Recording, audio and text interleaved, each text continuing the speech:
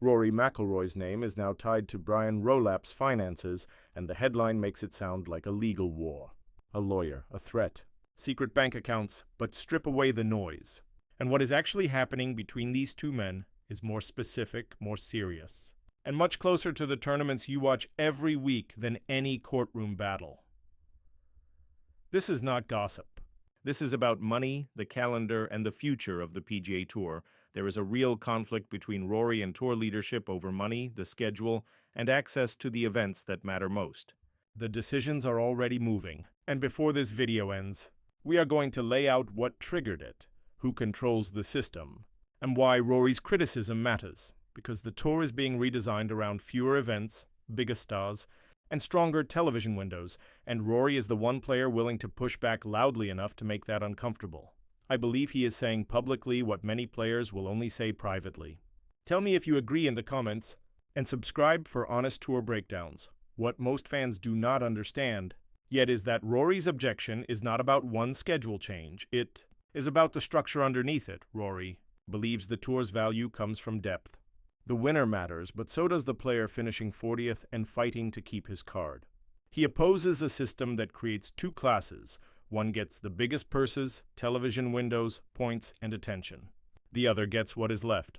Rory has watched signature events grow while traditional tournaments are squeezed. He fears a closed shop where the top gets richer and everyone below fights for shrinking opportunity. For a player ranked around 60th, that is not abstract. Under the two-tier model, he could be pushed toward a challenger series with smaller purses, less television exposure, and fewer points. Same shots, same travel, same grind, but his event is worth less. That is why Rory's position is unusual. He is already in the top tier. He already gets signature event access, exemptions, and sponsor attention.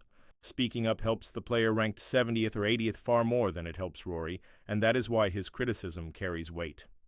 On the other side is Brian Rolapp. Rolap comes from the NFL, and his vision is different. Fewer events, concentrated star power, guaranteed participation, maximum value from every broadcast window, control the calendar, and you control the money. Which events rise? Which get pushed down? Which fields get the biggest purses? Those decisions determine which tournaments survive. The NFL comparison is where this becomes dangerous. Football shares television revenue to protect competitive balance. This golf model concentrates more value at the top, so the gap widens. Then there is the number that made the trust problem worse. Jay Monahan received roughly $19 million in compensation for 2024, including about $2 million in base salary and $15.05 million in cash benefits. Players saw that while being told the Tour had to restructure. To compete with LIV Golf, Rolap inherited that optics problem immediately behind. That compensation debate was the bigger calendar plan. A championship series at the top and a challenger series below it. Bigger purses and coverage above. Less money, exposure, and fewer FedEx Cup points below. Rory looked at that and said exactly what he thought. At the US Open, he called the Challenger Series a glorified Corn Ferry Tour. 4 words, no diplomatic language, no attempt to soften it. Rolap responded publicly. He rejected Rory's description and said the Tour valued every player, every event, and competitive integrity. But he did not answer Rory's central complaint. Rory was not arguing about branding. He was arguing about money, television exposure, and ranking points. Rolap answered the phrase. He did not answer the substance. Privately, many players agreed with Rory. Publicly, very few repeated it. Rory has major championships and a career strong enough to absorb institutional tension. A player ranked 75th does not. Sponsor invites, exemptions, and access matter. So Rory carried the argument in public while others stayed quiet. That silence was not necessarily agreement with Rolap. For many players, it was survival. Then the fight escalated. Rolap called Rory. The conversation lasted about an hour. Neither side has revealed everything that was said. But Tour leadership does not spend an hour on the phone over a meaningless disagreement. Rory's criticism threatened the credibility of the restructuring itself, and the issue could not be solved by one phone call because it is structural. Rolap's office controls 3 mechanisms that matter enormously. First, schedule design. Which events receive top-tier status and which are placed beneath them. Second, qualification. The Aeon Swing 5 helps determine who gets into signature events and who misses the biggest money. Third, the returning member program for LIV players who want to come back. Taught each one affects livelihoods. The Aeon Swing 5 is where the math gets brutal. A player roughly 20 points outside the cutoff may need consecutive high finishes just to get close. One missed cut or withdrawal can erase weeks of work, and that pressure has already shown up on the calendar. Look at Colonial. 80 years of history. A Texas event built around precision, patience, and elite shot-making, and in 1 week, it lost 4 major names: Scottie Scheffler, Jordan Spieth, Wyndham Clark, and Brooks Koepka. Koepka's situation showed how complicated the system has become. He finished tied for 14th at the Byron Nelson. But if he played Colonial and then qualified for the Memorial, he could have faced 7 consecutive tournament weeks heading toward the U.S. Open.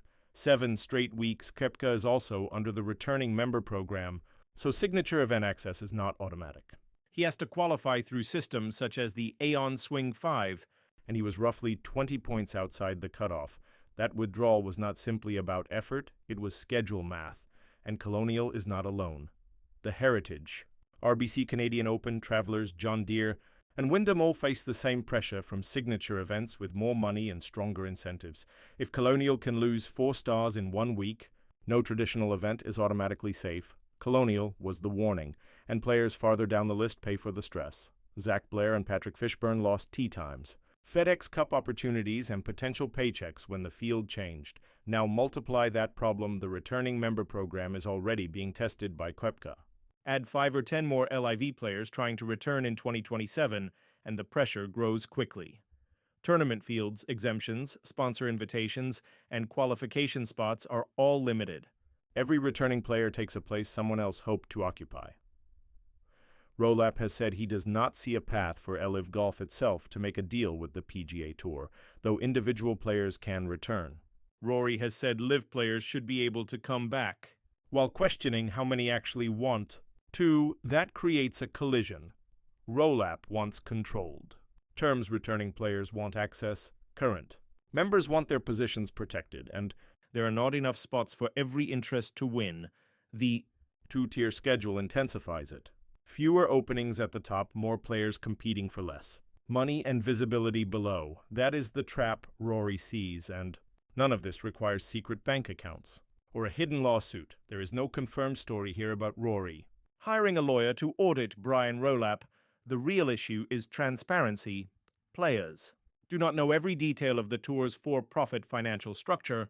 The full PIF investment terms have not been publicly disclosed, while executive compensation and schedule changes are being shaped above the players. So Rory's threat is not really legal, it is public. He has enough leverage and visibility to ask why players are being told to trust decisions they did not design and may not fully understand. He is not threatening to expose a secret account. He is exposing a process. Money moves, structures change, players learn the consequences after decisions are already underway. That is why the 1-hour phone call mattered. That is why Rolap publicly rejected Rory's characterization, and that is why this fight is not finished. The next 12 months could decide which version of professional golf takes shape. The schedule will be finalized, the investment structure will evolve, and the returning member program will be tested again when more LIV players seek a path back. Every deadline creates winners and losers, and the players grinding for weekend money have the least control. What would transparency look like? Players would know the investment terms, how the for-profit entity is valued, how revenue is distributed, and how executive compensation is determined. Rory is not asking for a scandal. He is asking for information before players accept a restructuring that affects their careers. The tour is asking for trust. Rory is asking to see the process behind it, and that is the real story. The viewer who came for a lawyer, a threat, and secret accounts found something more important: a fight over how the tour's money moves, who controls the calendar, and what happens when one player refuses to stay quiet. Rory did not need to hire a lawyer to make tour leadership uncomfortable. He did something more dangerous. He challenged the process in public and forced the Institution to answer if you believe the PGA Tour should be built around the players rather than the boardroom. Say it in the comments, and subscribe for more breakdowns like this.